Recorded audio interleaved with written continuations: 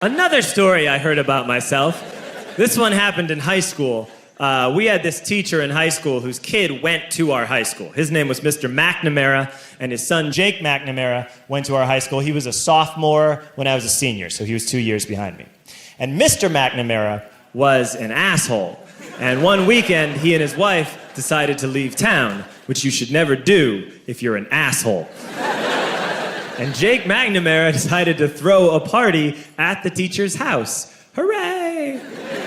And everyone around town heard about it, and we all got up individually and thought, okay, let's go over there and destroy the place. I walked into this party, everyone I had ever met was there, and everyone was drinking like it was the end of the world.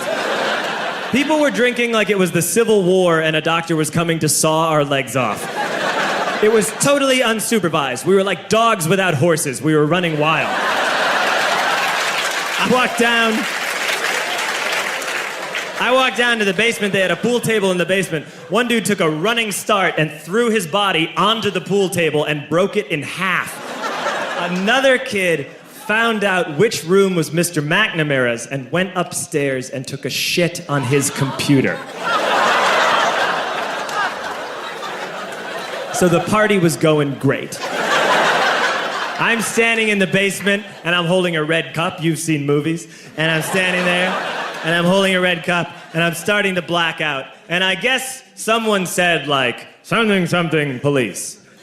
And in a brilliant moment of word association, I yelled, fuck the police! Fuck the police! And everyone else joined in. 100 drunk white children yelling, fuck duh police. With the confidence of guys who have like already been to jail and aren't afraid of it anymore. You know, that like, I serve my nickel, you come and take me confidence. But white children. The reason someone had said something police was because the police were there. So a Chicago police officer walked down the stairs and got to the bottom in the basement and looked out over a sea of drunk toddlers yelling, fuck the police, in his face. And he was almost impressed. He was like, wow. And then he leaned into his walkie-talkie and went, get the paddy wagon. And my friend John, who is now a father, this man now has a baby, he grabbed a 40, smashed it on the ground, and yelled, scatter! And everyone ran in a different direction.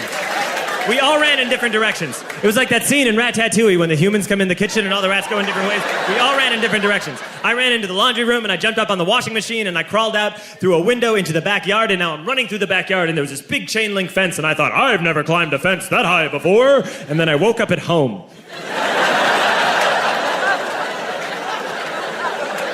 On Monday, I went to school because that's what we did back then.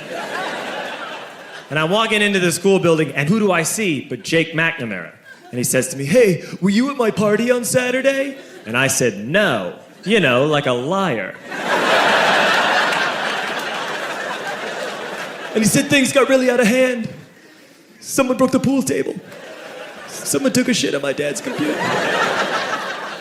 But the worst thing, he says, the worst thing is that someone stole these old antique photos of my grandmother, and my parents are freaking out about it. And I had that thought that only blackout drunks and Steve Urkel can have.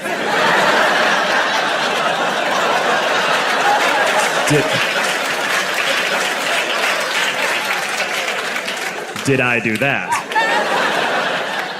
I figured, no, I wouldn't have done that. But I was never sure until 2 years later. Relax. I'm playing video games with this kid named Alex that we also went to high school with. 2 years later, we've graduated by now. We're playing video games for a couple hours. And then Alex says to me, hey, come here, I want to show you something. And he takes me into his bedroom.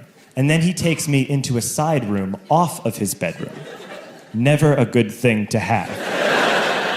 And he shows me a tiny room that is covered wall to wall in stolen antique photos from different people's parties over the years.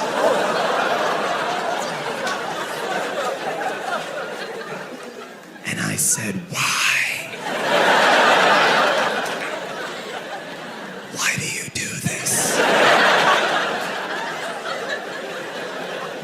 And Alex said, because it's the one thing you can't replace.